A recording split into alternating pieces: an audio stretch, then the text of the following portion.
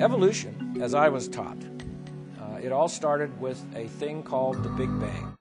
أَوَلَمْ يَرَ الَّذِينَ كَفَرُوا أَنَّ السَّمَاوَاتِ وَالْأَرْضَ كَانَتَا رَتْقًا فَفَتَقْنَاهُمَا. They say this Big Bang went kaboom and shot out hydrogen gas mostly, and the gas somehow turned to dust, and the dust condensed down into planet Earth. The evolutionists say it started dry, and then over millions of years, volcanic activity produced the water, and then in some little pond of this water somewhere on planet Earth, these inorganic chemicals got together, and they were zapped by some kind of X-ray or something else, and all of a sudden you have this little speck of life. And they say that was about 3.5 billion years ago. And then that little speck of life somehow, over about 3 billion years, became the first cell, which was somewhere around 600 million years ago. And then that progressively became beautiful you. Dr. Martin's traditional scientific background would go through an evolution, rather a revolution, as he joined the staff as a professor at Baylor Dental College. This was the beginning of the evolution of a creationist.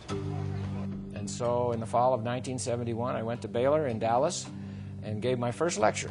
It was on the evolution of the tooth.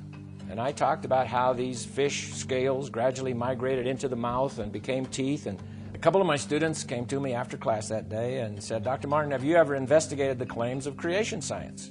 Well, that was 1971. I'd never even heard of it. And so I'm thinking to myself, where are these guys coming from? I've never heard of this. And so I said, sure, I'll look into this with you. And I'm thinking, kind of as a cocky young professor, I'll blow these guys away. Well, they asked me to start studying the assumptions that the evolutionists make. And in all my years, 8 years of scientific education, I had never had a single professor tell me about an assumption. And so we started looking at the assumptions. And I began to realize they're making some claims here that really the assumptions aren't valid when they tell us rocks are very old and all these kinds of things. And then they asked me to start studying some animals and see if I thought that animal could evolve. Well, the first thing that we really studied together was this little bug called a bombardier beetle. And this little insect, it's about a ½ inch long, and it mixes chemicals that explode. So I began to think, okay, now how would that evolve? Let's say if evolution is true, and you're evolving along here, and you don't have a defense mechanism, because that is the defense mechanism of the bug. So if evolution is true, it had to somehow evolve that. So let's say it's coming along here. Well, the first time it evolves the explosion, what does it do to the bug? Boom, you just splattered your bug, okay? So splattered bug pieces don't evolve. So I thought, well, how could this have happened? Well, it doesn't blow itself up. It has another little factory inside itself that manufactures chemicals. A chemical acts as a catalyst so that when you squirt that chemical in with these other chemicals that are like in neutral, you get your explosion. Well, the first time it manufactured that little chemical, here it goes again, blew itself up again. But it doesn't. Why? Well, because it has like an asbestos-lined firing chamber. And even then it would blow itself up if it didn't have somewhere for the explosion to go. So it has twin tail tubes. And it can aim these tail tubes all the way up, out the side, out the front. Let's say a spider is coming up toward its side and it doesn't have time to turn around and shoot. It can just take its little gun turret and aim it out there and shoot. The explosion on this little bug, all you hear, if you're listening as a human, you hear this pop. But scientists have now put that explosion in slow motion. And it's like about 1,000 sequential little explosions, but they're so fast, all we hear is one pop. And so you think, well, now, why would that be?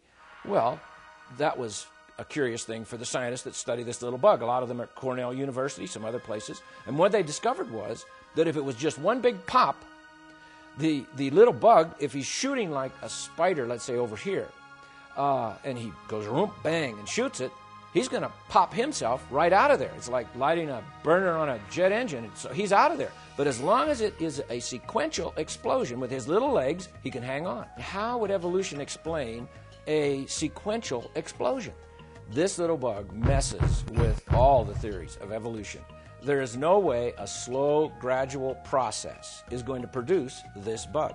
There's no way even the newest theories of evolution, like punctuated equilibria, which means evolution happens very fast. Well, there's no way that will explain this little bug. I began to realize, how could this particular little animal, for instance, evolve. It needed all of its parts. It needed everything there all at once, or you just don't have the animal. And my stomach started to churn, if I really want to be honest. And my wife would tell you, my stomach churned for 5 years. It took a 5-year struggle for me to begin to flip the way I think, from thinking in an evolutionary way to thinking in more this animal or little creature, little bug, whatever, was created fully formed, just like it is, because that went against everything I'd ever learned. Did you know the world's strongest animal is actually the beetle? In fact, in one test, the rhinoceros beetle carried over 850 times its own weight on its back. That would be like me trying to carry 130,000 pounds. I don't think so. Now let's take a look at the world's tallest animal. The bull giraffe is about 18 feet tall. In order to get blood up that long, skinny neck against gravity, the bull giraffe has to have a powerful pump, and that's his heart. And the heart of a bull giraffe can be as much as 2.5 feet long. Big, powerful pump. Now, as he's going along here, living his life, everything's just fine, but all of a sudden, this 18-foot-tall creature decides, I need a drink of water. So he bends his head down to get a drink of water. Now we have a problem. Because now this powerful pump, instead of pumping against gravity, is pumping with gravity. And so the heart gives a mighty squeeze, and the blood shoots down his neck, hits his brain, and bursts his brain. And so now he just blew his brains out. Okay, so he's dying, and he must be thinking to himself, I need to evolve something here to take care of my problem. When I get a drink of water, I blow my brains out. Of course, we know dead creatures don't evolve. But he doesn't blow his brains out, because as he bends his head down, there are like little spigots in his artery that goes up the neck, little valves, and they close. But the last pump is beyond the last valve. And so it's enough to burst the little arterioles in his brain, but it doesn't go into his brain. The last pump kind of goes whoop underneath the brain into like a sponge. And this sponge just gently expands, and he hasn't blown his brains out, and he gets his drink of water, and now he sees a zebra kind of running up from this side, and he just ignores it. But he sees a lion coming up from this side. Oh, the lion wants to eat me. I got to get out of here. Now, how does he know the difference, by the way? Evolutionists can't explain that to us. But the fact is, here comes this lion. He's going to eat the giraffe. And so the giraffe jumps up. He runs about 5 steps, passes out. Not enough oxygen to his brain. While he's there, passed out, the lion is eating him. He must be thinking, I need to evolve something here. I got this problem. I pass out when I get up too fast. But he doesn't, of course. Well, why? Well, because God made him so that when he begins to bring his head up, the little spigots, the little valves in the artery opened. The sponge under the brain gently squeezes that last little pump of oxygenated blood up into his brain. There are little valves in the vein that goes down the neck. They close. And by the time he's up and running, everything is fine. His blood pressure is fine, and he does just fine. Well, how would that evolve? He needs all of those parts, all there, all at the same time, all at once, or he's dead. And so I think the giraffe is another example of a designer. He needed a designer to design him just like he is.